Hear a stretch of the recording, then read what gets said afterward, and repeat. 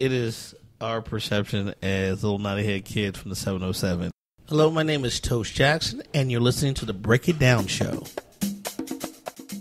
And now, the Break It Down Show with John and Pete. With us tonight on the Break It Down Show, coming to you live. Pre-recorded, actually. Coming to you live from Sacramento, California. From the abode of my cousin and our guest engineer, Daryl Carbolito.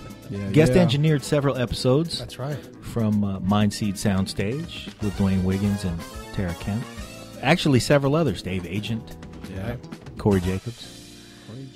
We're here surrounding Daryl's kitchen table from which we greased on 100 chicken wings between the five of us.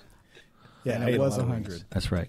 Actually, man, we have with us tonight somebody who is practically a duck-billed platypus. That's true. Tosh Jackson is one of two African-American program directors in the United States. Yeah. And I don't know what the other guy is up to, but you have the very unique occupation of being the program director at 101.9 The Wolf, as well as Hot 103.5 here in Sacramento, but they are two wildly different genres. Yes, sir. 101.9 The Wolf being a country station. Oh. Wolfpack. That's right. And Hot 103.5 being a modern hits station. What's the classification called? Contemporary Hits Radio, CHR. So we basically play everything from, dance to hip-hop and R&B. Okay. The thing that brings you on our show, though, because, man, I've been chasing you around for a minute. For a long time. How are you going to let me chase you around like that? That's a long-ass minute. That is a long-ass minute. But I'm very fortunate in that my friendship with Tosh goes way, way, way, way back before we even had jobs. Exactly. When I was skinny. Wait, you got a job? When we were, he said when I was skinny. And had a curl. Oh, yeah. And had a curl. Actually, you also had a curl. We just saw the picture. I did. You know what? He's actually talking to everybody at this table. Anyway, moving forward, what we're going to talk about. My dad had a white guy curl. There's no activator, but he had the full perm. He had a Mike Brady? He had the Mike Brady. Yeah. The tight Mike Brady. Oh, he had the tight Mike Brady. He had the greatest American hero. Wait a second. You mean the Leo Sayer? He had the Leo Sayer. No. Too long. I see. He had what his Panamanian friend called was a real haircut. And so he's like had that just a small kind of curl to it, but not long in the back, and a mustache. He had the Mike Hagedis. There you go. Yes, Mike Hagedis. But man, you do have a very interesting job, man. I have to admit that when I look at your Facebook posts, you are probably with the most diverse artist roster. Yes, because sir. you span the gamut. Yes, sir. I mean, I've seen you in pictures with, you name it, every country star. Yes. Pop artists. Yes. It's quite remarkable if you look at it at face value that a guy could do that job across two stations that are, some would say, diametrically opposed. But it's really not true, is it? No, because I believe country fans and hip-hop fans are one and the same. Really? Because they're both fanatical. Okay. They both support their format. They know their stars. So if you're not country, they know if you're not country or not. Yeah, right. Same with hip hop actors. They have the secret handshakes. Yeah, and all they that have good the stuff. Easter eggs. If you speak the language, you speak the language. If you don't, you don't. But you know what? With both formats, if you don't speak the language and you say you don't, they welcome you with open arms. They want to inculcate you. Is that true in country as well? You know, I love country music. Yeah. I love the format. I just wish all formats were like that because the country genre really has it going on. Wow. Think about it. We were just Kenny Chesney at the Spread the Love tour here at Levi Stadium. Sure. And for Kenny Chesney, he's definitely what we would call an A-plus artist, iconic. Sure, yeah. And for him to sit there and take time with country radio and meet with people and hang out and invite people down, and which was another format like Drake doesn't want to do any more radio and didn't want to talk to people because he says he has enough fans. He doesn't need to anymore. Country artists as a whole rolls out the carpet for its fans first and foremost, and radio. Well, you were just saying last night that, one thing you're impressed with about Kenny Chesney is his work ethic. Yeah, he works his tail off, and I just wish more artists would do that. Wow. It's surprising to hear, not surprising to hear that about country artists, because I think if you look at country as a whole, it is the genre that's filled with the artists that have the down-home charm. Yes. And now I see the similarity, because that's why hip-hop is so colloquial as well. Yes. Because every artist that is out there hustling their community, it has to start from your community, and your community has to embrace you. You have to be embraceable. Correct. And then once you move out from there, you always call back. Oh, yeah, you are definitely correct. And because of that, that's why you see country stars having careers in their 50s. The longevity factor is that's right. It's beyond. You got King George is probably in his mid-60s. Yeah. Garth Brooks. Sure. When he sells out, he doesn't sell out a show, he sells out 7. Yeah. He had a record 13 this year for his world tour in Chicago. He 13 sold out shows in 1 hour. And if Garth Brooks is playing Chicago, he's not playing the House of Blues. He's playing like Soldier Field. Right. Yeah, when he was out here in Sacramento, he sold out Arco, which is 20,000 seats. He sold out 4 shows in 2 days. Wow. And that's only because he didn't want to be in Sacramento this long. Back-to-back shows. The last time I heard that kind of turnout was Prince. That's correct. No. Yes, sir. That's when you hear about guys doing back-to-back shows, too. I mean, there's a certain kind of work ethic that is necessary if you're going to play like that. It means you value your crowds. That's it right. means you really have something for your audience, and you recognize how delicate your audience is. Well, let me also step in, and with Garth Brooks, it was 1 ticket price for the front row, the same as the top. Mm-hmm. That's cool to hear. Yeah. So I think it was... Get there early. I think it was... Yeah, it was 40... 40, Dollars. 47. I have not seen Is those prices. it 1992? Right. Yeah. Damn, that's cheap. Yeah, so the idea is you have to figure out if you want 8, 6, 4, 2. And then that's how he did it. Wow. And then because of scalping, you had to show up with the credit card That you used to purchase the tickets. And have to be at the front door. So He's really what incredible. he's doing there is being protective of his audience. Yeah, it seems like a pain in the ass that you have to go through that, but really what he's doing is protecting his crowd Correct. from fraudulent behavior Yep. and the ticket Right. scalping and all of that stuff that goes on. And here's the crazy part. He didn't even have any tour buses. All of his dates are fly dates. Come on. Wow. Huh. How do you get away with that? I mean, he's got all these I could see how the artist flies, but how does the gear Yeah. how does the gear Well, I travel? mean, the gear, He's you got know, 2 think sets about of it. gear probably leapfrogging. It leapfrogs. Yeah. Right. Wow. You know, Yeah, none if of you're his- staying in Chicago, if you got that, like, we had a Scott Pilkey on the show. He does a lot of this kind of work, and he talked about it's great when they're staying in one location because they actually get some time to sleep and eat and everything else. And if you're doing 13-day stretches, I mean, that's damn near a residency, at the yes, United sir. Center. Yes, sir. Yes, sir. Yeah, and the great thing about him, he just pulled up in a Ford Bronco or something Right. like that. No limo, no nothing. Got out. Him and Somebody Trisha. handed him a guitar. Yeah, I mean, Garth is a marketing genius Yeah. because when you bought the tickets, His college education is in marketing. yeah, well, so you could buy the album, you get his full discography and tickets to the show. Wow. And remember, his stuff wasn't available One-stop shop. on iTunes, On iTunes, so yeah. he has ghost tunes. Wow. That's crazy. The man, Yeah. And all this time he's done it on his own terms. yeah, Yeah. When he wanted to dip for a while, he did that. He did. He did. He wanted his girls to grow up and then when he came back swinging. swinging. Man. Can you equate that work ethic, that charm, that combination, the magic combination of Garth Brooks to a hip-hop artist? Who's got it? I'd say pop first. Can I go there first? Yeah. Taylor Swift. Yeah. Yep. I could see that. She has an ironclad memory. Uh-huh. People don't know that Hmm. about her. She took the Garth Brooks playbook and took it to another level. Yeah. See, Tosh is saying she be having grudges. Oh, I see. Don't you burn Taylor Swift. No, well, think about it. Taylor Swift, her fans love her. Whatever your feelings, but we're just talking on the business side. Yeah. She takes time for country radio. Yeah. When she was up here at Levi Stadium again, Yeah. she sold 100,000 seats.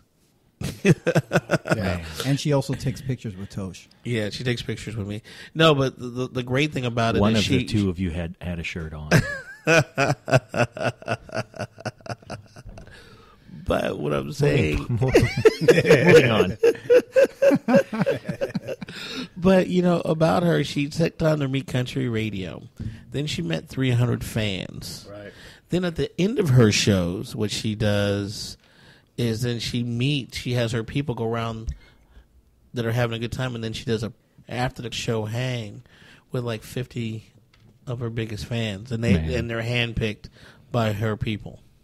Country radio, when you see and hear these stories, it makes you understand why I love country music. I just wish we would do that on the hip hop side of things. So you went from country to pop. Is there a hip hop artist who does it quite the same way? No, Wow. that's about it. Wow. But hip hop artists do different things, though. I mean, they Yes. cross market like crazy. I used to be a Captain Morgan model in Las Vegas, and they couldn't give Ciroc away. Couldn't give it away. Correct. And Diddy comes in, and now it's a giant brand that makes billions of dollars. Correct. So they're putting their names on things, they're licensing things, and they're making money in different ways, which still draws fans to them. And a lot of them get out of the music game. I mean, LL's not going to drop an album unless he chooses to for fun. He's a television star. That's Right. He's making more money doing that. That's right. And he may put an album out, but Ice-T as well. Yeah, they're recording artists as a hobby now. Ice Cube as well. He may put a song out there. And they also cross-promote to each other and do the featuring thing, so they get across things. So there's a lot of activity. Do they do as much of that in country music that we just don't see? Where an artist If they do from boots to different beers, hotels. Yeah, no, I mean in terms of actual when song you itself. see a hip hop album that's got 22 tracks that are really 14 songs and some skits, but those 14 songs will have 12 featuring other artists. Very rare. It's very rare in country. It's rare, but it's it depends on if they're with the same writing group. Sure. Publishing, how sometimes a label may still do certain Yeah. things, and they call them events type deal, but it's not as much as it is on the other side. But if you're coming up in the rap game, whatever, you're going to see if Too Short will come and feature on your album because he's going to bring part of his audience with him. Of course, yes, of course. So they approach it in a different way. I don't know how approachable they are, but in general, as far as what I can consume on the mass media side, it seems like they work hard to cross-promote for a lot of different things. Yeah, they do. And then the other thing, too, we have to also I have to let people know that with hip-hop, it's international. Country's not international. Country's just now getting into the international scene. So a lot of their bread and butter is right here, stateside. Yeah. Well, it makes it a little easier to tour. Yeah, that's true. There are country stars in other places, but they're kind of silly. Like when we look at a German country guy, you're like, I'm not taking you serious. Well, but Australia has a big country market. Keith Urban. Keith Urban, yeah. Real big. It works for them, but it doesn't work in like France. Well, but Canada is another big. They have multi-platinum artists from Canada. There's a group called High Valley that comes from somewhere up in the hills, and they're more like a bluegrassy thing. Sold millions, and we've never heard of them. Wow.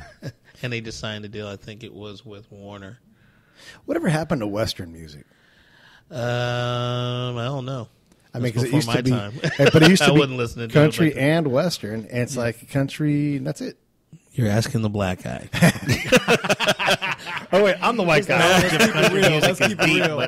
Yeah, come on. I was not listening to this. I was listening to Shalimar and Run DMC. Yeah. When I was coming up. Going back to what Get in that mic for me, Daryl. Going back to what you guys were talking about, John, about how your question to Tosh was regarding rap versus country. It's amazing that there's been so many collaborations just in the last I don't know what, 5-10 years. Yes. Yeah. You had the first one was Nelly and Right. Tim And Tim McGraw McGraw, with yeah. Over and Over. Right. Nelly has Which done- was pretty good for a Which- first yeah. attempt at that. It was pretty good. So I don't know how many. I have to go and look at the numbers, but it sold millions, I think, Yeah. of records. And then there was Snoop and Willie Nelson. That's right. Right. Yeah, And I probably skipped over 20, Yeah. but in the genre, even with the Sam Hunt guy, it has broken those barriers down because he's rhyming. There's a whole undertow country rap that's out there that people don't really know about. What's the recent one with Jason Aldean and Ludacris? That was which was written by Colt Ford. Yeah, Yeah. So there's some Wow. crossover. Yeah, Yeah. there's some. Speaking of Taylor Swift, T-Pain. Yeah, well, see, there we go. There's some cross-pollinating.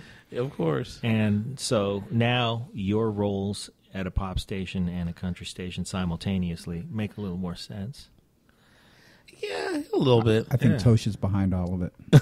But I mean, but how does a black dude find his way to the top of a country station? I mean, what's the path?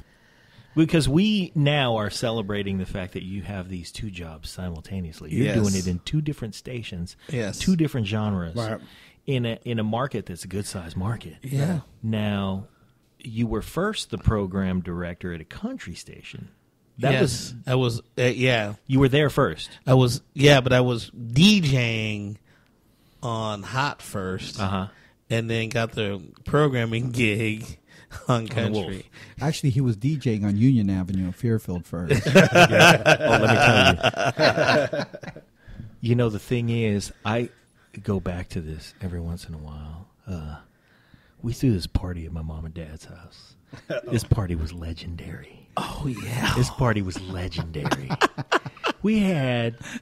I had been out of high school for a year or two. My brother was still in high school. And one of the things that we wanted to do, my mom and dad went to Australia. And we wanted to throw a just banging party. And I wanted to do it for my brother as I don't know, it wasn't yet graduation time, but I just, he just was having a great high school career and just needed that party to punctuate his year. It was his quinceañera. It was right. Yes, it's my brother's kids. So we did. That's exactly what it was. So we threw this party where all the dudes were suited. We had valet parking. Yes, we sure did. We had full bar. Oh my God. Bouncers. Yes, we sure did. You know what? If you were a dude and you walked up to the door, you didn't get let in because you were wearing denim. It was like, nah, man, you got to go home and put on some wool. You got to suit up if you want to come in here with these fine ladies. And that party was banging. Dude, no kidding. We had valet parking, and the first thing we did was we went around to all the neighbors and told them what we were doing. We said, my folks are in Australia. We're throwing a big-ass party. We're not going to let it get out of hand. And if it does, all we want you to do is knock on the door, and we will calm right down. And every one of them said, cool. Thankfully, our neighbor behind us, Monty, deaf as the day is long. He couldn't hear shit. Our neighbor right next door, Joe, and his wife, Mindy, their bedroom was on the complete other side of the house, and they were cool. They didn't care. Our neighbor across the street, Fairly, she was sort of the neighborhood mom. So she said, okay, I'm going to let you know if you get out of hand, but just know that you're good. Okay. So we threw this party, and the DJ was Tosh Jackson. And Tosh rocked a damn house from stem to stern, from the tip to the toe of that party. Yes, sir. That house remained rocked. Yes, sir. This was the time where he was wearing that terry cloth jumpsuit Yes. It was burgundy. and the Kangol. It was burgundy. Oh, and the I Kangol. want you to know it was burgundy. There You had to may go all have the way to been Oakland to buy his Kangol to get it right. Wow. there may have been accent striping. Yeah. Accent striping might have been mustard. Wow. I remember. Oh, Burgundy and Well, I think- I mustard. think Were you Burgundy getting and drafted into the mustard. NFL the next day? He was Damn. he was wearing a velour sweatsuit, the colors of which were named after a wine and a condiment. Yeah. We can say Tosh rocked the house and was delicious. When you're rocking the house, I know you've got a record, and you're like, I'm just going to hold this back and wait till the time is right. Of course. Of And then course you have your record. Here it yeah. comes. And what? So what? Now was let's set the table though. Yeah. I want to say it was 1991, So, maybe 1990. You got I think in 90. Yeah. What might that record have been? I mean, you're not jumping off a Two Live God. Crew to get the party started. But You're the gonna thing work up is, to you that. had 5 of those in your Yeah. pocket where you would let the party wind down. Yeah, but we're also funketeers hanging out with Daryl, Yes, so yes. you got Confunction and all that other stuff. Oh, man. So we had the hybrid of playing the R&B stuff, Yep. Shalimars to DMC to whatever was hot at the time. Yeah. Yeah. A little bit of Janet. Yeah, Janet was big. Yeah. Man. No kids, No kid. No kids. no responsibility. That was a party. Yes, it was. There was a child conceived at that party, I want you to know. Not mine. This time. Yeah. This time. Yeah. That's right. That's right. So, do you have a song that sticks out? Is it Going Back to Cali? What is it? Oh, back then, I think it was really. Think of how many songs have run through Tosh's repertoire. There's a as lot of records. There's Yeah. a ton. But I just remember Janet was really, really strong strong on that. And then Radio and Joe Cooley. Rodney because and Joe Cooley. Which were really big for us because those were street records. That's to right. us. We were hip hop heads. Yeah, we were heads too. Yeah. So it could be almost a host of things. Yeah. All right. You got to understand though. When you went to Tosh's crib back then, notice I used crib. That's a dated term. Yes. He had crates of records lining the walls. His room was made out of crates of records. Right. Yeah, back in the day. And you had siblings. How many siblings you got? Oh, well, 4. Okay, now on top of Or 4 three, siblings, Three. Sorry. his mother was quite gregarious and had foster children. On top of it. And they were not just, stop-in foster children. Like, they were welcomed in. They were in the family. They were in the house. Yes, sir. So there was at any given time somewhere between... God, 8, 9 people in the There house. always. The house was always busy. There was no, Now, want to get away from somebody. Also, on top of that, you had us running through the house. I could walk in your house at any moment. That's right. Your mom never had a locked door policy. Nope. The door was always open. And Yes, then sir. the funny thing was I would come over there some days to talk to Tosh. Hey, is Tosh here? No, he's not here. Well, I don't care. I'm going to walk in. Hey, what's up, Neoshi? Yeah. And we'd end up doing something else with somebody else in the house. Yeah, that's true. That house was, man. And my house is like that still today. And a musical cacophony Yes. spilling out of that house at any time. That's right. Yeah. Centered around music. So you really were sort of born and bred for it. Yeah, I think God definitely put his hands on all of us because we were all met through music. Yeah. We're all drummers at one point. Yep. Yep. It's interesting you say that because although John and I are related, I don't think we would have known of each other hadn't it been for music. Wow, that's crazy. In all honesty. Well, it's crazy to say that because, music is all we knew. We were just little nutty head kids going to Blue Devils B, going to Concord, making that long trip up to 680 and having a good time and just living life and being what guys do, we weren't in a lot of trouble. I mean, we got in some trouble, but it's like it was all centered around just music and having a good time and practicing. I mean, we practiced and practice. Yeah. And we practicing. And practicing. And to touch on Daryl's point, the thing about Daryl was that I actually met you, Tosh, before I met Daryl. Oh, I didn't know that.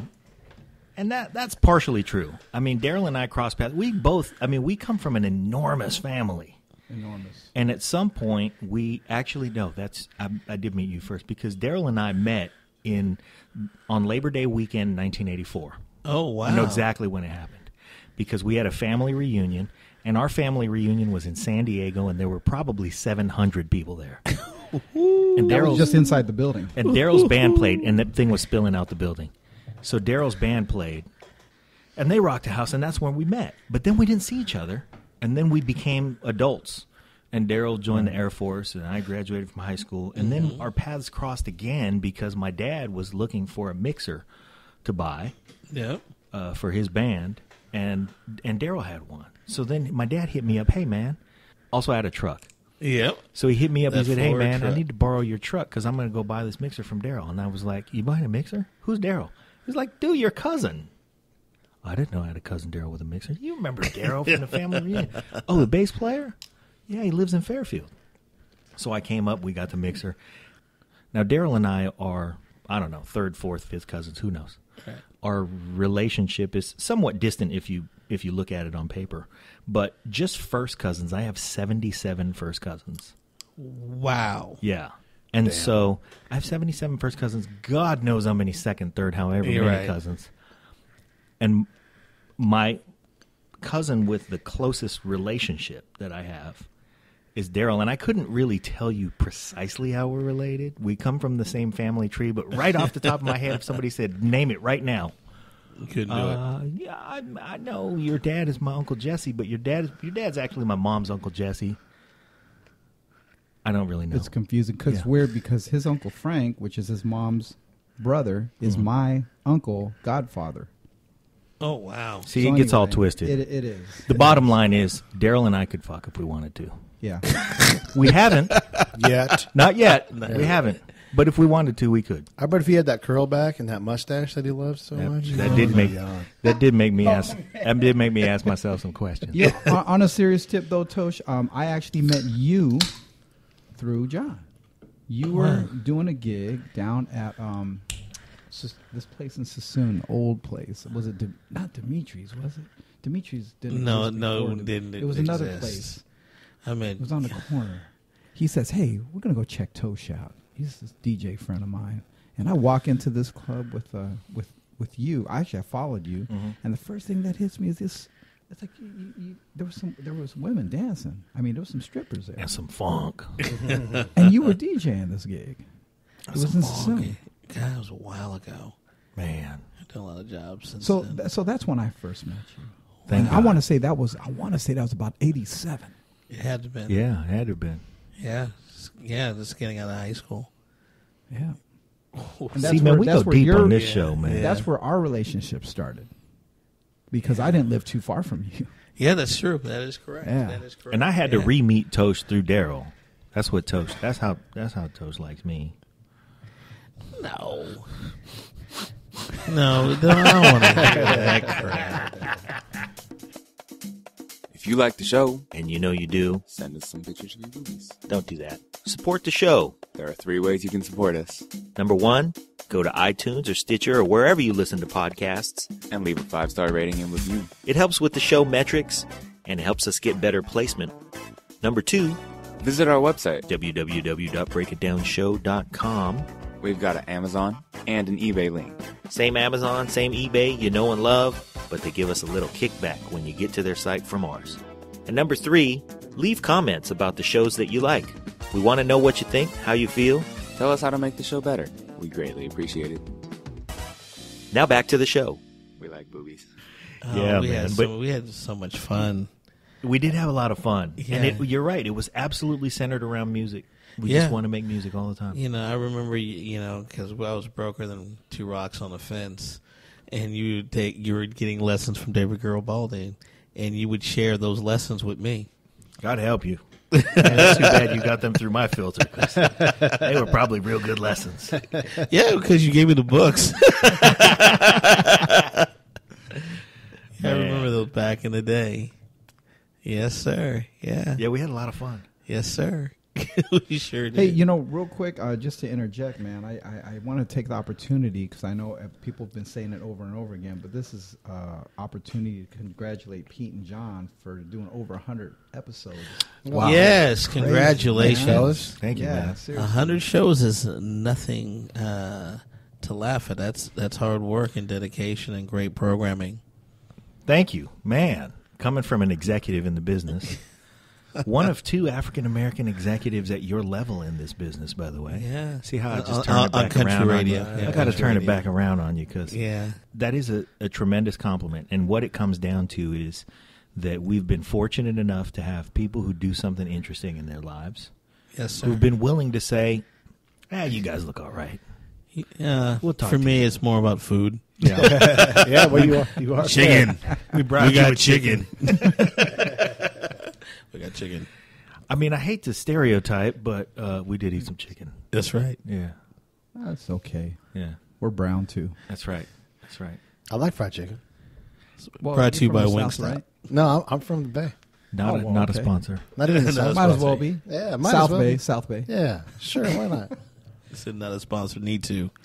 Yeah, that's right. Yeah, Wingstop. Get Yeah, on board. Get we on need some board. wings. Because I'll tell you what, man, we've mowed through some wings. I say this about 10 shows ago. We had John Sally Okay. on, and what we did, so Jay Moore was listening to our show, and we got Angelo Moore from Fishbone Okay. on our show, and he, I guess, had wanted Angelo to do his show for a long time. Okay. And so Pete said, "Don't worry, man. I'll get you Angelo." And so he got Angelo to do Jay's show. And Jay said, "You can have anybody you want in my Rolodex. Who do you want?" And then we said, "Well, who do you think?" "Yeah, we'd like to." "Sure, man. Who could we get?" And then he just started flipping through his thing and going, "Here, you should get this person, and you should get this person, and I'll talk to this person and see if they do it." And one of the people was John Sally. And I love John Sally. Okay. Simultaneously, I was assigned a new doctor. And my doctor at the time went into a specialty. I don't remember what it was. Okay. So I got assigned a new doctor. And she just coincidentally happened to be hot. Smoking hot. Smoking hot doctors are always a problem. And so I get to the thing, and I'm like, "Oh, you're my new doe. Hello." Hello. And she says, "Yeah, I've been studying your charts because I'm your new doctor." And, Do you want to take my pants off? No. please, please, can I? She said, "Step up on this scale," and I was like, "No, thank you. I'm just gonna stay right down here." And she said, "But seriously, I've been looking at these numbers, and your cholesterol and such are going in the wrong direction." And she said, "Literally, if we don't do something quickly, our next conversation is going to involve what pills you're going to have to take to manage this cholesterol issue." So I thought, well, now's a good time to see what I can do about my diet. And I had just listened to a show, the Rich Roll podcast, which is terrific, everybody, with John Sally. Okay. And John Sally, who I'd heard before, he's been on Jay's show. He's been on everybody's A bunch show. of shows, yeah.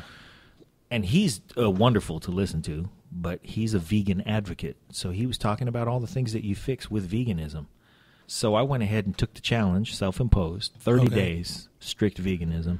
Okay. And There's no cheese. no animal product. No Only plants. Oh, you went hardcore. Not even honey. Wow. Yeah. That's hardcore. Can't even lick his hands anymore.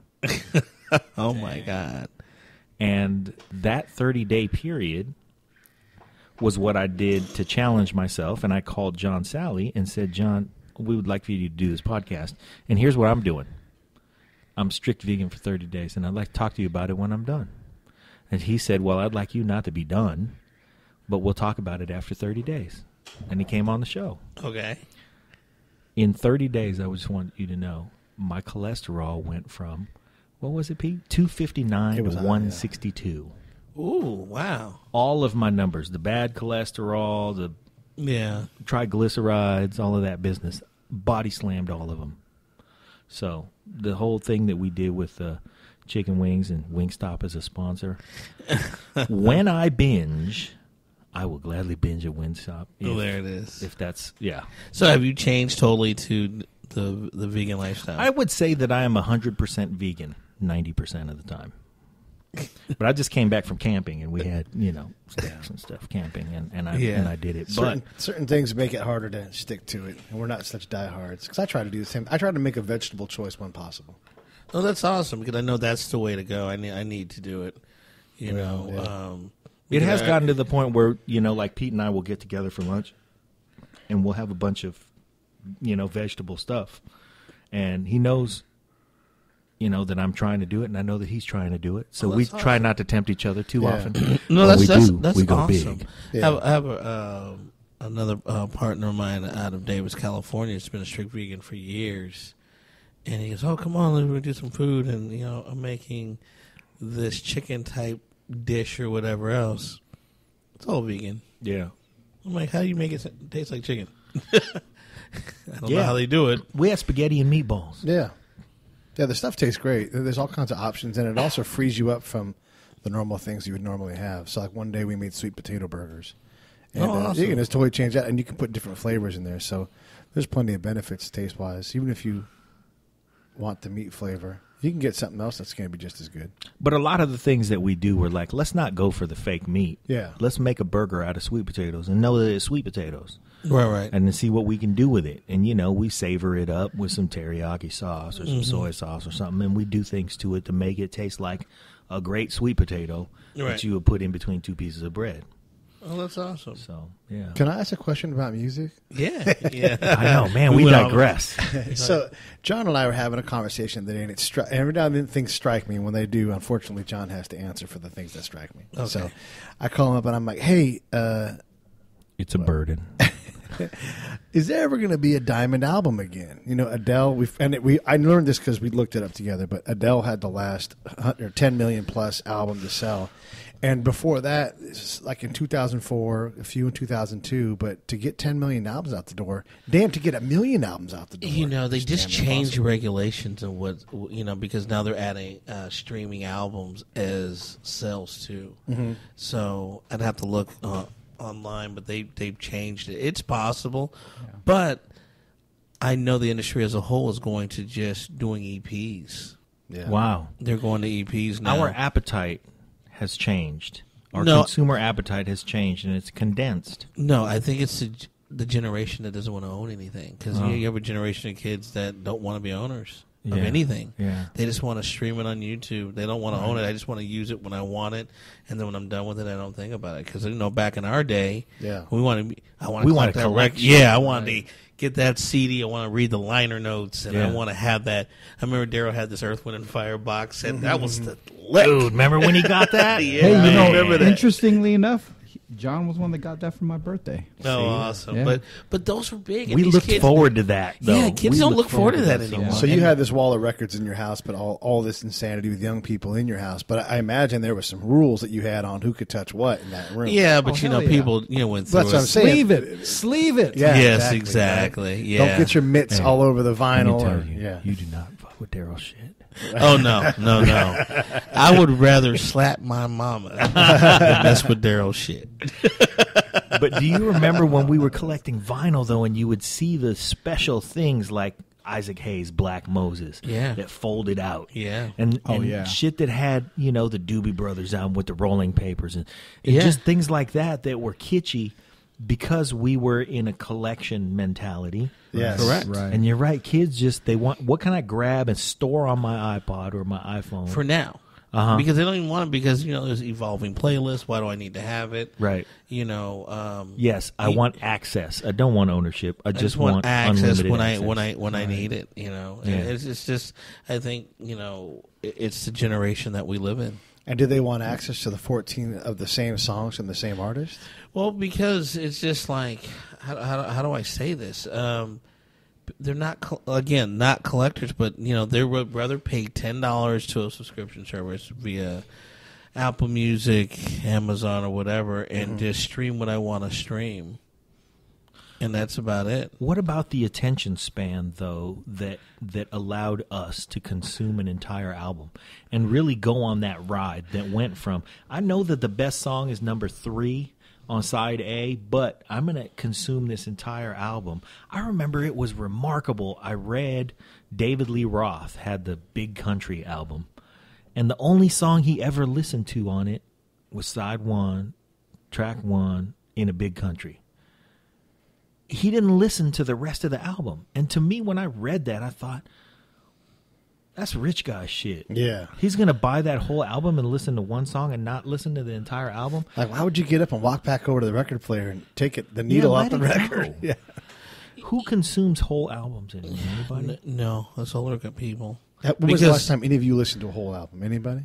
Anybody just put his... I did. I was listening to Q's Juke Joint the other day. Okay. We were talking about it in the car. And Yeah. it's something about, plugging, right now, it's plugging your computer in and just going from song to song and vegging out it's a treat. Because you know what? It makes people stand still. Kids don't stand still anymore. This is why I love Tosh, and this is why Tosh is going to love me. Because that Brian McKnight version of Moody's Mood for Love on Q's Juke Joint, who knows about that? Us. Just me and you. Yes. Yes. That thing was tight. Yes.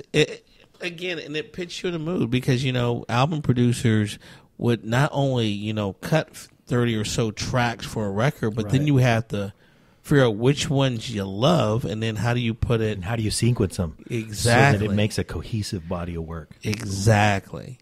Now these kids is just whatever. It's just whatever happens. Like in the music industry, if you don't make it past single 1 or 2, they don't even cut an album anymore.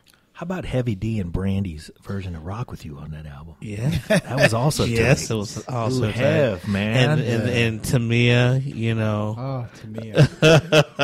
Mrs. Grant. Man. That right there. Wow. We just went deep. Lumber You didn't Bar, say the yeah. dude. You said juke joint. Yeah. Man. Yeah. Okay. Yes, sir. So now that we're not consuming albums, though, what do you think that does to the artistry that you don't have to cut 30 demos and then, go into the real studio where you're going to go rent out the record plant for a week? I still think artists still want to be artists. I think artists are still artists. I think that the true ones will continue to pump out the products that, It means something. the music to their fans. Yeah. There's a business side, obviously, but I believe true artists will always get content to fans. Like, are you hip to Chance the Rapper at all? Yeah, we had Tim House on the show, who's Chance the Rapper's manager, I Yeah, believe. I think that sounds right. And my kid is a huge Chance fan. I didn't know who he is, but do you know, I don't know who is funding him, but he gives all of his music out for free. Wow. His whole Yeah. thing is, I'm going to only make money Touring. and merch. But he comes out here and he sells out a place the size of the Fox Theater in Oakland or the Paramount. Oh, he knew 5,000. I think he's doing something in San Francisco, and it's like over 10,000. And it's a big thing himself to have that opening shirt. act. Yeah. Himself. And he's good. Oh, he's from amazing. Chicago. From Chicago. And his reach is everywhere. That's right. He has struck a nerve with his core fans, and his core fan base hold him up. Yeah, my son is among them. Yeah, it's huge. I mean, so there are people that will sell. I think he could be one. The last album that sold 1 million without any features was J. Cole's last project. Huh. No features. No features. He did it by Wow. himself. 1 million. Wow. That's pretty good. It can happen. I mean, it's just It just has to be strong enough. strong enough, but the artists have to put the artists have to put in the work. They Yeah. can't just be rushing to put records out just to Right. kind of turn it over like a mill. I mean, I think true artistry takes time to develop. But if you're putting out one song, how do you have time to tell your story? I mean, you how do you pull an emotion? Well, I mean, the first song or whatever you do, I believe it's just there for it's a setup, Right. get people in, and then once you get them in, the true fan will find them. Mm-hmm. Will find what you're looking for and find out about that artist. I don't care what what genre of music you like, but once you connect with an artist and you get one, then one goes into two, and then so on and so forth. If that makes any sense. That makes It makes a lot of sense. it's just it's a relationship you're trying to build. Right. I mean, if you're trying to build it honestly, now girls are, oh, he's cute, he's sexy, da da da da, Yeah. because that's we live in a visual world. But Brothers Johnson would never get a record deal today. seriously, Right. It'd be hard. Evelyn Champagne King, Never. never. Yeah. Okay. Sherelle, never. Right. Stephanie Mills. Yeah. But I bought his greatest hits. Awesome He said records. Sherelle. But Sherelle, hey, but in our day, that was her and Alexander O'Neill. Alexander O'Neill ran the 80s. Yes, he did. He did. He Alexander ran the- O'Neill couldn't get a deal today. If he Yeah, wanted one. yeah, he can't keep it straight when you see him. If you can catch him Yeah. sober, it's pretty awesome. A great show. Yeah. If he's sober. Yeah. That is true. Wow. It wasn't too long ago that Tosh had invited me to one of his outings at the Marysville Amphitheater, and the opener was a new artist named Eric Church, Yes. and the main act was Toby Keith. Oh, wow. Mm-hmm. So I'm thinking, okay, I'm not by tradition a country fan per se, but steadily becoming because of certain artists. And I'm thinking I'm going to the show, observing what Tosh is doing as far as what his function is. What part does he play in the grand scheme of things there? Next thing you know, he's coming over to the seats where I'm sitting with some of my other folks who were lucky enough to have received free To partake. in the bounty yes that Tosh provided. Yeah. So he says, "Hey, Daryl, why don't you come with me for a second?" Okay, sure. I'm thinking we're gonna go check. Yeah, I love backstage stuff. We all love the whole behind scenes. They things. got a mashed potato bar back here. Yeah, right, right. All you can eat. Next thing you know, John, we're on Toby Keith's tour bus having a tequila shot with him. Wow. And I'm like, Yeah, man. you know, the only reason why I know of you is because of that stuff you did with Wayman Tisdale. Yeah. That makes me cry every time I see him sing that song. Yeah. And love he that song. loves Wayman Yeah. Tisdale. And that's why it makes me cry. Because I know who Wayman Tisdale is, and I appreciate he's a giant man who can play the hell out of the bass. And he had a great little baby left hook. Yeah. But you can tell that Toby Keith loved that guy. He loved that man. And I'm going to tell you, Toby Keith, he a big boy, too. Yeah. He could stand next to Wayman and look comparable in size, for sure. Yeah. And Wayman was a giant. Yeah. Toby is cool as a fan, though. He is cool as a fan. Yeah. And that's one of the reasons why I He's love been so country. lovable for so long. That, and it's just that, this experience, like we were telling him, I mean, that was genuine. Yeah. Yeah. It was real. Genuine, straight up, Right. straight up. Plus, his Thank bus you, was Toby Keith. better than looked better than my house. Yeah. Multi-million He travels dollar buses. in some style. Yeah, a lot of style. So, one of the speaking of relatives, one of the more recent recipients of Tosh's generosity is our niece, Ashley. Oh, wow. Shout out to Ashley. I Yeah, thought what for a up, second Ashley? you were saying our niece like that's an act. Like our niece. Like, I thought it was a person. That's how white I am. You're welcome, our niece. Oh, man. Our niece. Yeah. So Ashley Remember, now, they were twins, our niece and Arnell. well, Ashley now knows that when you go to a major sporting event, Uh-huh. you can't bring a big purse. Oh, was that story about Ashley? Well, we got her passes to see Sam Hunt. Right. So, she didn't know. Maybe I should have told her, but, it was kind of the element of surprise. Right. And she gets held up at security. Wow. Yeah. So she didn't get to... No. So I took the picture for her. Wow. This is what you miss with your big purse. Yeah. Yeah. Ladies, we love that you're prepared and all that, but come on. Yeah. You don't need that big I don't purse. need my Speedo in your bag everywhere Yeah. I go, and that corn on the cob. Although I will eat that corn on the cob on the way in, Yes. so you can give that to me. But all those Yes. other things, just leave them in the car. Yes. So when country acts go out, they work hard. I mean, Willie Oh, they Nelson work real hard, will die yes. on the road, but that's his life. That's how he wants to design it. Someone like Luke Bryan, he'll be here 3 times in a year at the Pavilion in Concord. Yep. When does that guy slow down and actually enjoy some of the money he spent? I mean, he's still building a fan base. Matter of fact, we were at his house for Super Bowl. You were at Luke Bryan's house for Super Bowl? Yeah. Wow. His garage was like 3 or 4 times my entire house. Right. What was in there? He invited us out to this place, and I want to say North Nashville, and it took about 80 of us. Mm-hmm.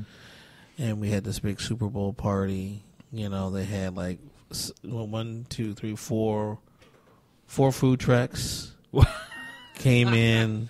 Okay. Yeah. That sounds like a party. Yeah, it was a party. And then he had a whole cigar bar and cognac room for us. So if you want whatever. In his kind of- garage? In the garage. God yeah. damn. That His is a big garage, garage. his garage is like a house. He's bro. got a Costco for a garage. Bro, for real, it's huge. Wow. Ice sculptures, and he's a big game hunter, and it was some of the biggest elk and lions I've ever seen on the wall. It was Wow. unreal. To say his house, they told us when they pulled the bus, says, okay, you can't take any pictures of his house. His house looked like an arena, but Southern style, it was big. Yeah. Big ass house. Yeah, well, he has and a then the cognac guest room in his house garage. Oh, was Jesus. a big ass house. Yeah. Yeah. And he had all this property. It was just unreal Yeah. of how much. But that's country music. He invited people to come and kick it Yeah. at his spot. Yeah. brought in food trucks. Yeah. That is an improvement over the old days where there's a lot more access to these guys. And they get that they've got to be more interactive to create those relationships you're talking about. But you can literally tweet out to your favorite person. And they may or may not respond, but when they do that one time, you've hooked them forever. Oh, you yeah. know? Oh, yeah. You are correct. Yeah. You know, the great thing about what I do, the cool thing is because most people don't think a black guy has tickets to stuff. And I love going to concerts and grabbing a few pairs of great tickets that I'll have in my back pocket and just have random conversations with folks. Yeah. And you'd be surprised of how many people you meet. And if they talk to you and have a conversation where you say, oh, yeah, we're going here on the lawn. I'm like, hey, why don't we trade tickets? Let me see yours. And I give them my tickets, and it blows their mind.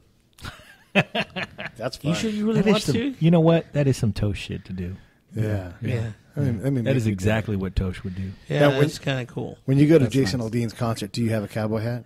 No, I don't. Yeah, I don't you don't rock go it. all No, the time. you know that's the cool thing about country. I mean, Yeah, if you're not, Nobody if you're not a cowboy, expects you're not you a to cowboy. be something you're not. No, exactly. The same with hip hop. But there's plenty of people that do wear a hat. Oh that yeah, aren't cowboys at you all. know what's funny is Yeah, when you that's see right. people that drive the Porsche. Yeah. You know, And they get out of a and Porsche with a and- cowboy hat? No, they park the Porsche and then get into their truck that they bought to look cool. And I'm like, you can tell the posers. Like, Yeah.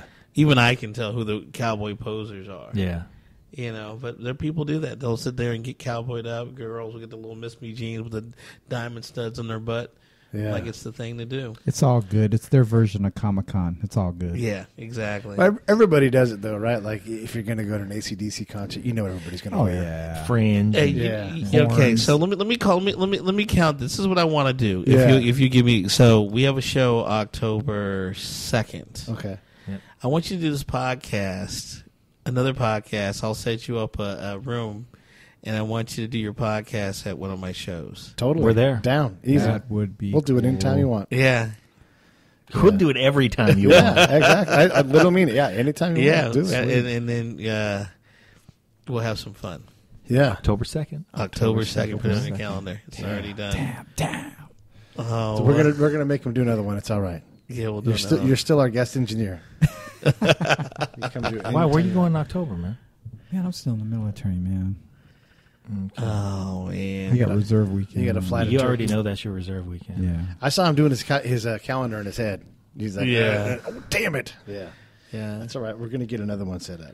Yeah, well, I'll set everything else up, and then you get to talk to everybody. It's gonna be a long podcast day. Yeah. Okay. I already have an event on Nice. my event. I just didn't even name it. Here we go. Podcast with Tosh. Yep, it's I like called it. Wolf Fest 2016. Wolf Fest. Yeah, we'll have. 2016. Where is it? We may move it downtown, but right now it's at Orangeville Park in Orangeville. Okay. Kanan Smith, Drake White, and Trent Harmon from who was the last American Idol, Oh, okay. with special guest Uncle Cracker. Oh, man. Cracker. Yeah. Wow. Yeah, we're gonna have some fun. Right on. Yeah, absolutely. Where's Uncle Cracker from? I don't know. I'm not really sure. Nabisco? He was Kid Rock's DJ for a while. Yeah. Yeah. You guys want to guess? I'm going to look it up. Okay, go ahead and look it up. What do you- Google it. Well, I'm gonna Bing it because I have Microsoft stock. What are your guys' guess? Where's Uncle Cracker from? Jersey. Well, he was Atlanta. Kid Rock's DJ. I think So Atlanta. one would lean somewhere geographically near Detroit. Tosh goes with Atlanta. Yeah. Wow. He's born in Michigan. I'm going to go with Myrtle Beach. No, there you go. Yeah, Oh, there you go. Michigan. You're right. All right. Home of DeBarge. Yeah. all of them. And Uncle Cracker. Yeah, Uncle Cracker, Chico, Bunny, L, all of them. Yep. Yeah. Man, So that'll we'll be cool. knock that, we'll knock that out. Yeah. Nice. October 2nd will be cool. That's fun. And then we have Jason LD coming up Thursday. Right, the 18th. Yeah. Is there a hip hop act that can do stadium shows consistently? I mean, I know like maybe like when they go to LA and they got a big crowd, but like can they do a Drake. stadium tour? He can do a Drake, stadium tour? Yeah. Drake, easy. Yeah. Easy. You mean he can pull them or can Drake. perform them? Drake, Just so we clear. Drake, Kendrick Lamar, Yeah, those guys can sell enough tickets to Jay-Z. Oh, Jay-Z for sure. Yeah, Jay-Z. I mean, yeah, we have them. But Jay-Z toured with Justin Timberlake. Did they do that to support their stadium tour? So that the two of them together can pull it? With Jay-Z, either one of them. Yeah, either one. Like Either one. Beyonce, when they did their On the Run tour, was amazing. Yeah. Beyonce was amazing. It's incredible that as and I don't mean this to be in a bad way, as small as her act is. Like, yes, there's a lot of dancers, but it's just different than having a band that takes up a lot of space. No, she has a band.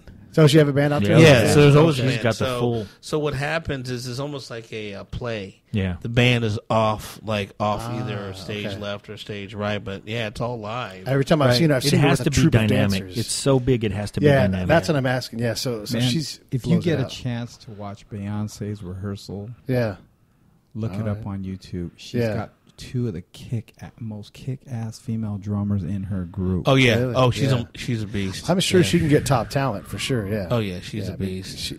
She's going to write a big check. She's going to get Yeah. whoever she wants. Shout out to Tony Rocher Jr. who drums for Jay-Z. He's a Right. beast. He is. That dude's Met been a him, beast since too. he was 5. Yeah, he's been a When prodigy. he was 5, he was ridiculous. Yes. And he lived up to his potential. Yes, he sure did. He's even more dangerous He is. as He's- an adult. Oh God. Right. Because you know what? He had amazing chops when he was a kid. Mm-hmm. He's kept up the chops. He's only gotten faster and smoother. Yeah. And his playing's matured. Yes. Because the guidance that he got, he was an amazing little kid. Mm-hmm. And then he started hanging out with the likes of Dennis Chambers. Yeah. Yeah. Dennis Chambers. And Yeah. they just really sort of yes. allowed him to, know when to hang back. Yep. And, understand where your bread is buttered. Yeah. On that's these smart. songs. Yeah. And really just matured his playing so much. He's such a joy to listen to. And his chops are just crazy. Yeah. Yeah. Just like I wish. Yeah. Yeah. There are a few guys who are kicking chops like that, and they're around. Oh yeah. Oh yeah. We discussed on a prior show that we kind of just snuck in a couple weeks ago, but didn't really push out. We just kind of snuck it in. We discussed the Rolling Stone 100 top 100 drummers. Yeah, we did. Did you see that list? No, I've never seen the list. There were a lot of people on it who were tremendous. Of course, Right. like Ringo Starr and Right. all the way through Dennis Chambers. Right. Zig was on the list. Yeah. No Omar Hakim. Honorable omission. Wow. And he's a beast too. Can you imagine that list did not include Omar Hakim? And had Ringo Starr. That- Ringo Starr can only keep time. Blows my mind. Ringo Starr's high on the list. Oh, yeah, he's the like top- number 4. Yeah, How? top 10. No way. He is not. Well, what for was one it thing, based this on? is His what I'll give- popularity. This is what I get. Yeah, it was a Yeah. popularity contest for sure. Yeah. But I was yeah. surprised that Zig made the list. Yeah. Because if you've never heard of Omar Hakim, how have you heard of Zigaboo Modaliste? I don't know. Exactly. I don't know. There were some Who's Daryl's omissions cousin? on that list. That's true. Some way, shape, or form, he's Daryl's cousin. I'm in good company. If we look at that list is based on popularity. You see a guy like Mick Fleetwood on there. Yeah. You see a guy like But taking nothing from their talents, Yeah. you know what I'm saying? I mean, they weren't, Mick Fleetwood and all those are great iconic bands, great time. I mean, Sure. Yeah, but if we're just talking about just straight chops, just raw chops. Yeah, I'm like. All right, so if you're going to have chops, you Yeah. also have to, like, in Pete's world, you have to have done it more than once, more than twice, more than 3 times. Like, Yes. You can't just show up, be 18, be fast, and have tons of fast switch muscle. Yeah. And have not evolved. If you've Correct. got chops at the major league level in baseball, if you can't adjust, you're out. Yeah, about the size of it. Yeah. So you Right. and those guys have chops. You could be so- a 19-year-old bat swinger who could hit the ball 1,000 yards. Yeah. But the major league pitching will get Yeah, around it'll you. square you around. So you've got to have the ability to adapt and do different things. So if you're that guy who could pop a hit in the center field, more often than he hits home runs, but also a third of the time, Yeah. just knocking something into the outfield into a hole. right. That longevity counts for something. Shout out Ichiro. Right. Yeah. Exactly. He's Yeah. at 42. So now Right. how about Ringo Starr? Let's go back to Ringo Starr. Yeah, I mean, I get it. You know what I'm saying? It's just like, remember we grew up. Was it Neil Peart? Yep. Yeah, Oh, and you man. know, We it's- say Peart over here. We got educated by a real Peart? drummer. Oh, Yeah. I'm sorry. My bad. Neil Peart, A. I think some of his skill has diminished a little bit. He's not as dynamic because he was a drum god to us, hands down. Still is. Yeah, well, he I mean, also- it still is, Yeah. but you know what I'm saying. Yeah. But because he did drum corps, so we were really stoked about that. But I'll give you an example though of why this list is bullshit is because at one point in his career, he decided, you know what? I'm just not feeling like I need to deconstruct and reconstruct. I feel like I've hit a ceiling and I'm not going to get better until I take it way, way, way back. So you know what he did? He took lessons from Peter Erskine. Oh wow! And Peter Erskine set him up with a ride cymbal and said, let's learn how to play this. And he worked with Peter Erskine to play the ride cymbal. That's crazy. And they started there and spent considerable time with the sensitivities of playing on the ride cymbal. And then they worked their way out, and he felt like, you know what, man, I just like doing yoga, a different kind of yoga for a couple years where you just get a whole different set of knots in your muscles and you work stuff out. And that's what he did, but he's higher up on the list than Peter Erskine. Wow.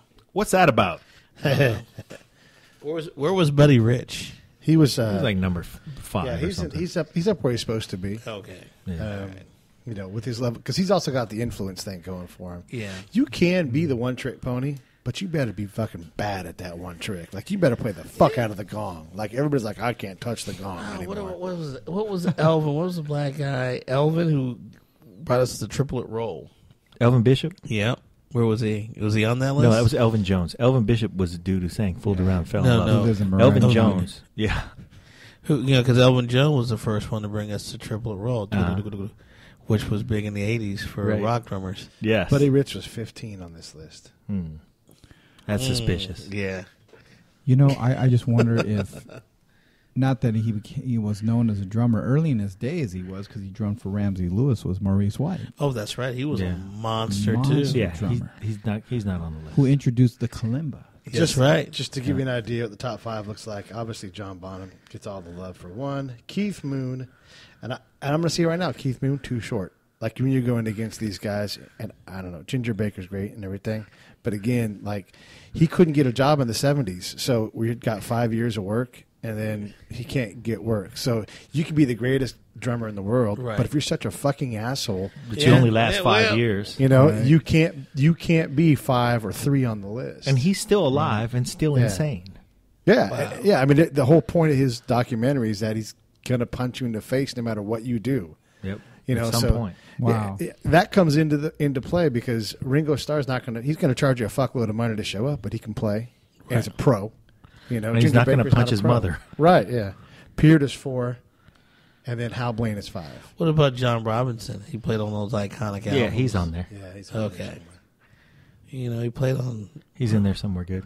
We're Facebook friends. Oh, really? Gene Krupa made I the see pictures of his grandkids and shit. Oh, well, so Yeah. Gene Krupa made the top 10. Wow. Al Jackson, I Stuart wonder Copeland. hey, grandkids, you know who Michael Jackson was?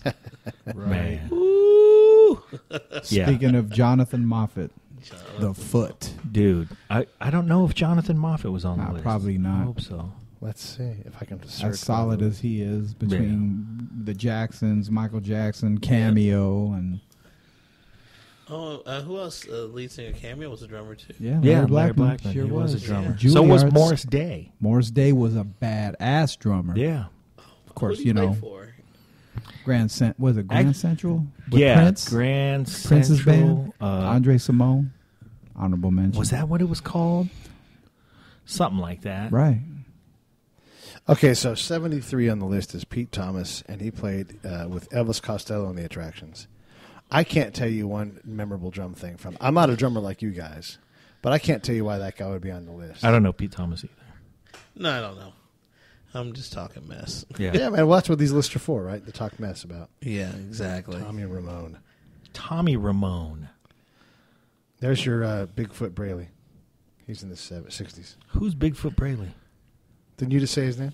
No. No. Oh, okay. No, we said Like, the foot. Oh, not Jonathan Superfoot either. A lot Moffat. of guys named Oh, you mean Sugarfoot? Sugarfoot. Well, Sugarfoot. Greg the Rico. foot is Jonathan Moffat. Jonathan Moffat went by Sugarfoot for a long time, too. He went by, He wasn't the Foot. Sugarfoot. He was Yeah. the second Foot. Sugarfoot. Yeah, But- not from Ohio players. Yeah. So what's the difference between, say, Chad Smith and somebody who's in the top 10? Educate me. I mean, I think top 10 should be a drummer's drummer. okay. Also, Yeah, I a mean, drummer at who the- changed the instrument. Yeah, because And that's I'm what I'll say for Ringo Yeah. Starr. Is that when Ooh, his... he's making a sound like a he leaky made balloon. He made a No, sound. I mean, no. Because Ringo Starr, man, he was one of the lucky ones. He got famous because he was with an iconic band. Sure. You But know, he got a job in Iconic Band because he had it. He played eighth notes and quarter notes. Cut. He did do that in the early stuff, but then he played... And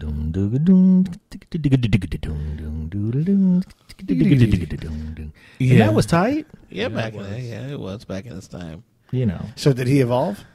Did he meet the mark? I mean, Yeah, is anything but he did he after wasn't- 71 important? Well, the thing about Ringo Starr, though, to Tosh's point, is Yeah. that now he goes on the road, and of course he's Ringo Starr. People want to hear the songs, but he'll go on the road and he'll bring. Now it's his son, Right. but he would always have a drummer. Right. So it's almost like he brought somebody else to do the lifting.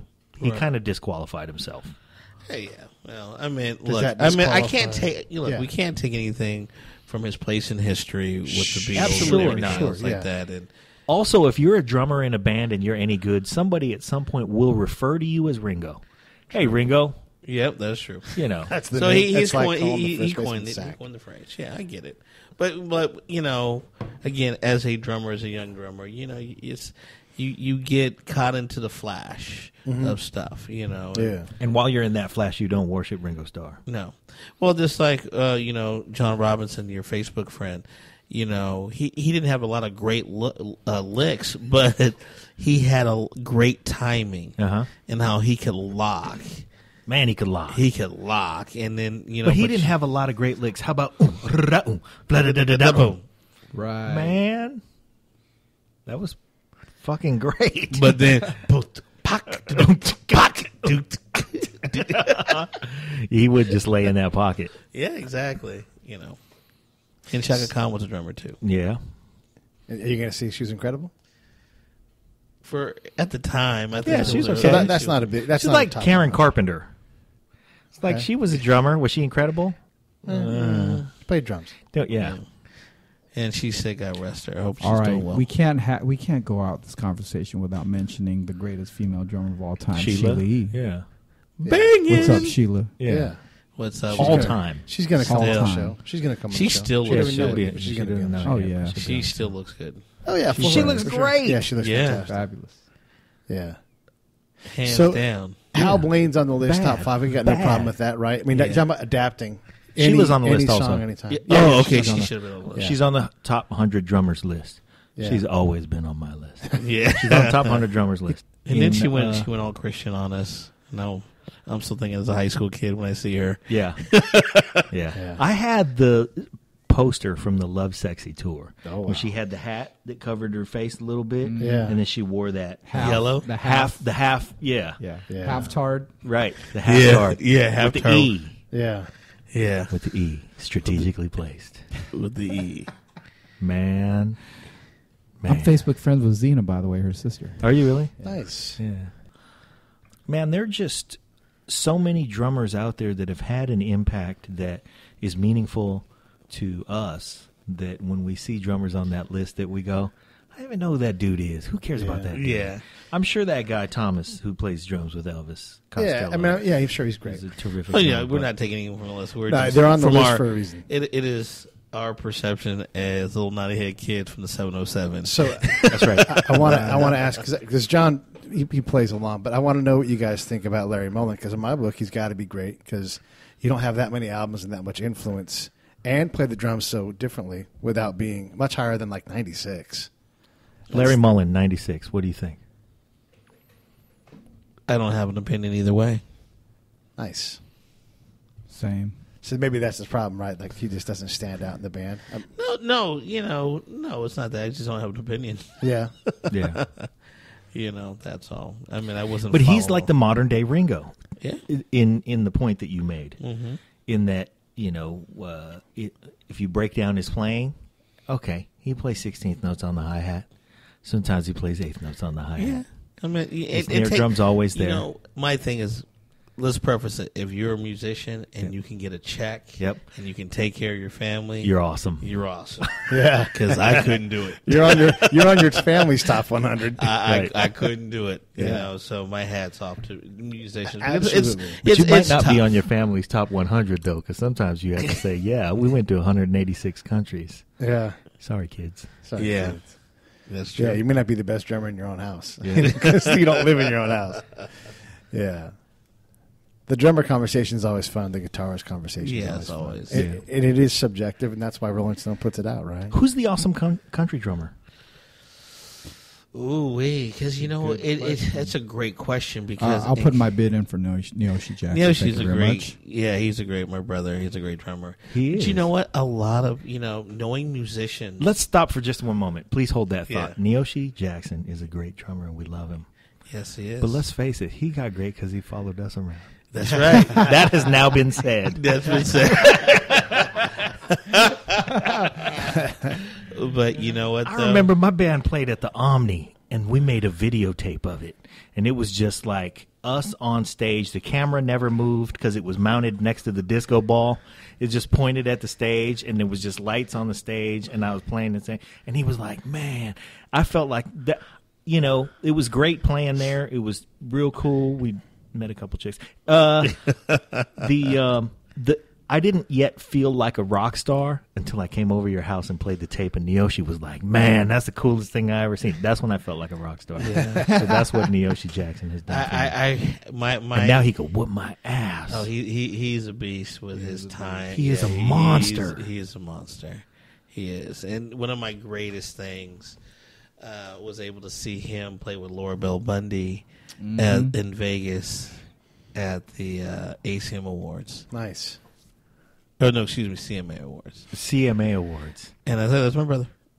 Man, he's played with Marcus Miller. Wow. Yeah. Yeah. He's Okay. played with Marcus. All right, He enough played said. for Never Trish. mind that he played with Trisha Yearwood. He Trisha played with Yearwood. Marcus Miller. Straight up. Had a great tour. Yeah. But it's just neat to see him on that level. Yeah. And I know more people, like he knows everybody in Nashville and everyone knows him, Yeah. which is pretty awesome. I want to bring this back to the radio stuff a little Yes, sir. because it's fascinating what you do. You know? Okay. I mean, you are, in effect, a tastemaker for country music. Yes, I am. You're not supposed to be, but there you are doing it. You're a chicken-eating brother. Yeah, exactly. But you Oh, what's figured up, my out, girl? because you know the industry. You know Yes, how sir. the industry works. You don't care about the genre. I'm imagining. You Yes. can go run any station. Yes. When you're sitting there and you realize, holy shit, I can do this. I could, like before you even know you're going to run a country station. When did you what was that moment like when you're like, this is what I'm made to do? Like I would never have picked this path, but here I am. I think now going on year 7 for me, it just hit not too long ago. I'm like, I'm still here. Because to be honest with you, the odds weren't good. Yeah. Yeah, because good it's for funny anybody. because my reps now go, hey bro, I'll be honest with you, I didn't think we were gonna make it a year. I didn't think it was going to happen. Didn't think so. I'm like, it's going hell to handbasket. Yeah. They have a hip hop dude running a country station, but I'm here year 7, And not just one station, but two. two. Oh, and I did win. I was a top 30 country programmer in the United States. So not just are you So, a tastemaker yeah. for a country station, Yeah, you're top one of 20. the best in the nation. one of the best in the nation. Yes, Good for you. not to toot my own horn. No, but it's, No, we don't do it any of that. validates what you're doing, that you really are doing it. Yeah. That's fantastic, and you deserve that credit. Even if you've got to say it, I'm gonna say it back to you. You're one of the best in the world, Thank you so very much. in the world check. at running a country station. Yeah. That is Very How blessed. many Yeah, man, people I'll say tell that you about what, you? anybody who Blessed. can get a check doing that. Yeah. Right. Yeah. Very fortunate, and to say that I have the relationships that I have, that's I think that's the crazy. Even if let's say it's bullshit, it does say it's just pure malarkey. Yeah. You would never know. You know, just the other night, John, we were talking, and Pete, great intro to what I'm about to bring up, but we were talking about, all right, Tosh, we've identified the fact that not only are you running two different stations with from one extreme to another, from hip hop to country, but the fact that you're African American. Yep. And the question was, are you being recognized for that at all? Because that's a rarity in itself. Does that matter to you? No, it doesn't. It doesn't. I mean, he did mention that the other night. That it doesn't, but Yeah. it's one of those things that it would be kind of nice. That would probably, I don't know, add to the. I don't know if it would add to it, but just to say that that I'm holding my own with my own peers. It's a matter of there's pride. Right. It is just it's not hand-me-down. I had to earn everything Yeah. that I got. Yeah. So this is hey, you're the odd man out that's still here. It's great, But it's just a testament of staying power and God's good graces and being blessed. I'm very, very, very, very blessed, and I'm very fortunate, and I know where my help comes from. And I'm not that smart, but it is a testament of hard work and faith and just perseverance. Well, with that, man, I mean, I have to say, man, I don't have any of those. I hate working hard. honestly, Tosh, from speaking from where we all came from, Yeah. man, congratulations. Yeah, man. man, good work. Congratulations. Good work. Thank you so very much. Yeah. I mean, Intervision is a great company based out of Los Angeles. They're a Spanish media company, and I love them. And I'm going to see how far I can take this thing. We're going to keep rolling. Yeah. Until the wheels fall off. I know your dedication to the listenership because Yes. I've known that dedication to the audience from you since you were a kid. Wow. And I know that what you do is, it's great and you do get enrichment from it, but I know that your biggest, most enriching feeling is when everybody else has a better experience because you were in the room. That's what I live for. I have good friends because I got to say what's up to Jim. Listen to this. Moronsky. One day earlier in my career, I saw, I was missing, I'm always working. I didn't get to chance to see my daughter.